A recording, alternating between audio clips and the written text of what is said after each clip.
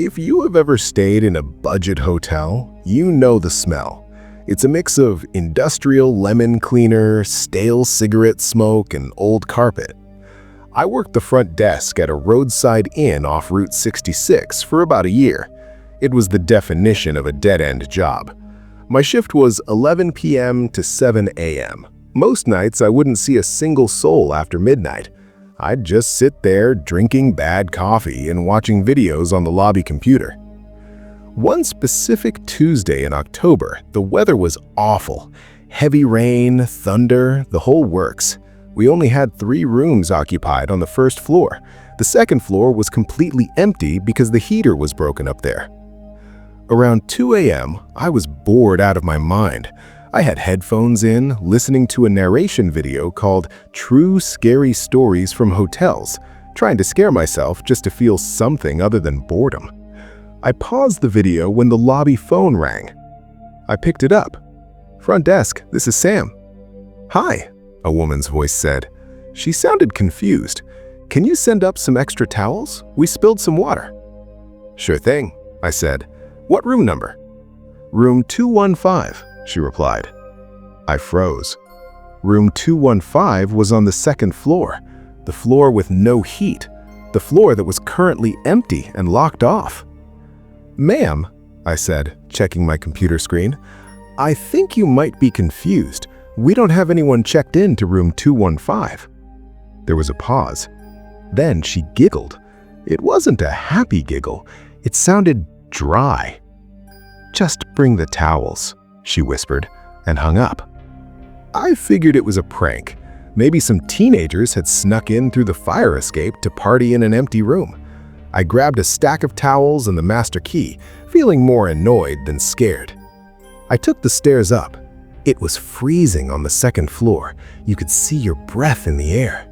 The hallway was dark, illuminated only by the red glow of the exit signs. I walked down to room 215. I put my ear against the door. I expected to hear music or laughing. Instead, I heard scratching. Scritch, scritch, scritch. It sounded like someone running their fingernails down the drywall. I knocked. "Front desk, I have your towels." The scratching stopped immediately. "Hello?" I called out.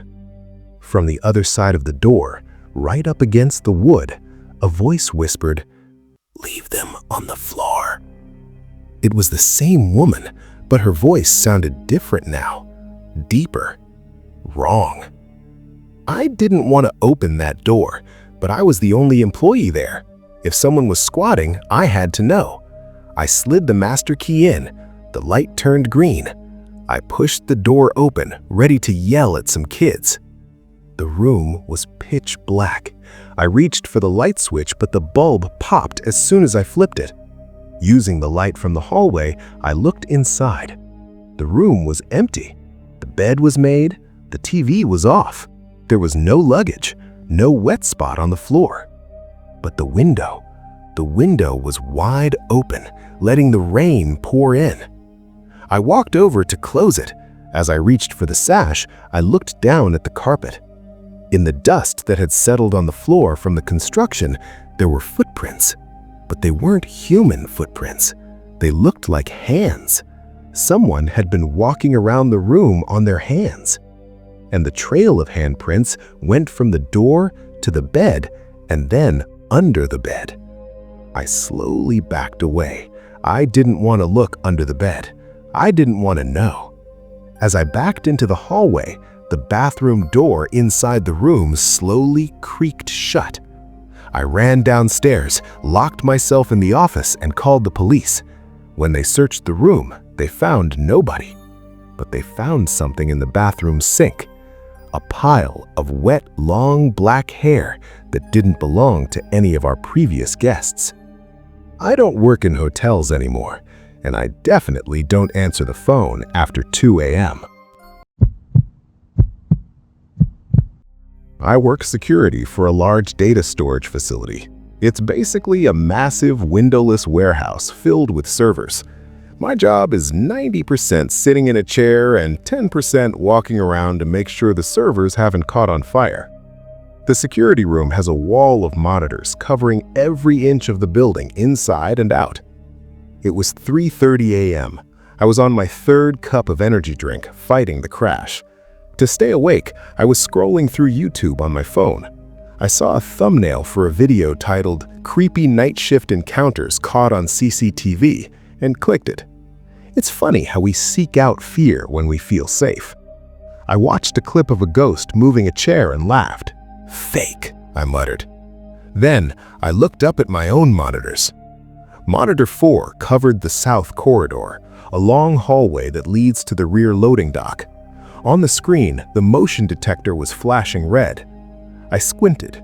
The hallway was empty, just rows of server racks and linoleum floor.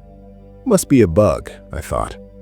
Then the screen flickered, just a quick burst of static. When the image stabilized, there was something in the hallway. It was a person, or it looked like a person, wearing a gray hoodie, standing perfectly still in the middle of the corridor, facing away from the camera. I grabbed my radio. Control to, well, nobody, I joked to myself. "Hey, you in the hallway, identify yourself." I pressed the button for the intercom in that sector. "This is private property. Stay where you are. I am calling the police." The figure didn't move. They didn't flinch. I zoomed the camera in. The resolution on these things isn't great, but it was clear enough to see that the person was vibrating.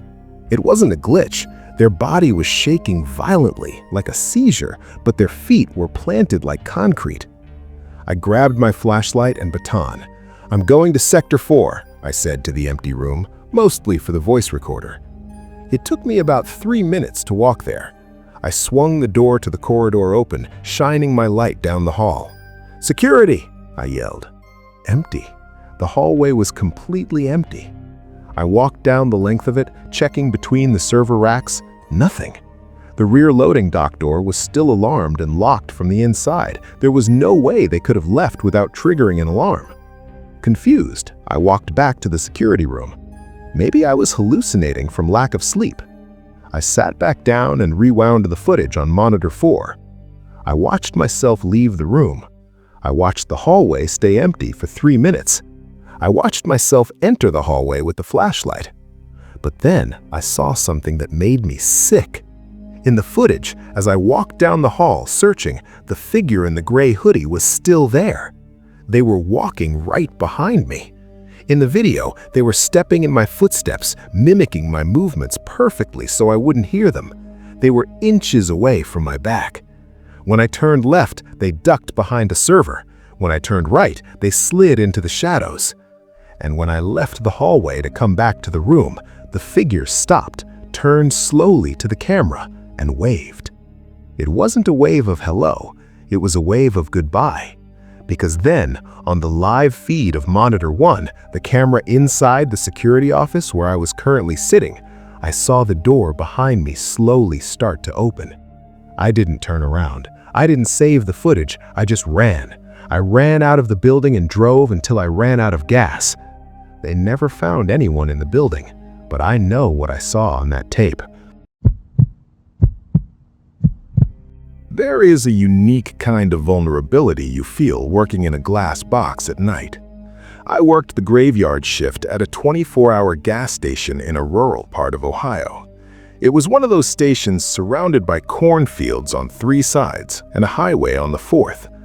At night, the store is a fishbowl of bright fluorescent light, and outside is just an ocean of black. I usually felt safe enough. The doors locked automatically, and I had a panic button under the counter. It was a Thursday, around 4 a.m. I was restocking the cigarettes behind the counter. The store was silent, except for the hum of the slushy machine. Then, tap, tap, tap. Someone tapped on the glass window right next to my head. I jumped and spun around. There was nobody there. Just the darkness of the cornfield pressing against the glass. I figured it was a large moth or a beetle hitting the window. I went back to work. 10 minutes later, bang, bang, bang. This time, it was loud. It came from the front door. I looked over. Standing just outside the automatic doors was a man. He was wearing a dirty flannel shirt and jeans that looked wet up to the knees. He wasn't looking at me. He was looking up at the sky, his head tilted back at an unnatural angle, his mouth hanging open. I picked up the intercom mic. "We're open, you can come in," I said, thinking maybe the sensor was broken. He didn't move. He didn't blink. I started to get a bad feeling. I put the phone on the counter, ready to dial 911. "Sir?" I asked. Slowly, the man lowered his head. His eyes locked onto mine. He stepped forward, right up to the motion sensor. The doors tried to open, but I hit the manual lock switch just in time. The glass doors shuttered, but stayed shut. The man didn't scream. He didn't pound on the door. He just pressed his face against the glass, smashing his nose flat, and stared at me. Then he started to lick the glass, long, slow licks, leaving streaks of saliva on the door. I dialed 911. "There's a man trying to get in," I told the dispatcher. "He's acting erratic." While I was on the phone, the man reached into his pocket. I thought he was pulling out a gun. I ducked behind the counter. But he didn't pull out a weapon. He pulled out a phone. He held it up to the glass, facing me. On his phone screen, a video was playing. I squinted to see it. It was a live video feed. It showed the back of the gas station. It showed the back door, the employee entrance. And in the video, I saw a hand reaching out and turning the knob of the back door. The door opened. My blood ran cold. The back door. I had forgotten to lock the deadbolt after I took the trash out an hour ago. The man outside smiled. He pointed to the back of the store.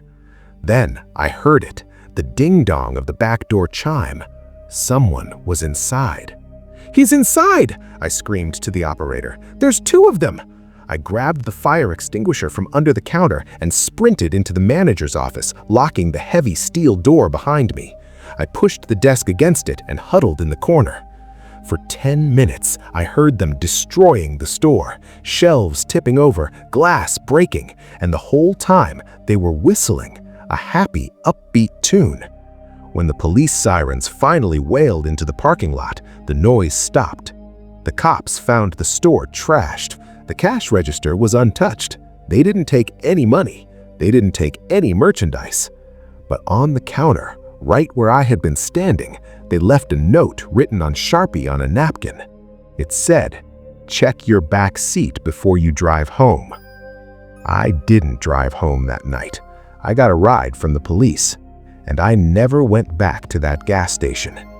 The isolation isn't peaceful. It's just an opportunity for them to get closer. If you value your sanity, stay in bed at night. But if you want to hear more stories that make you double-check your locks, go ahead and hit that like button. And for more true horror, subscribe to Mr. Hunting channel.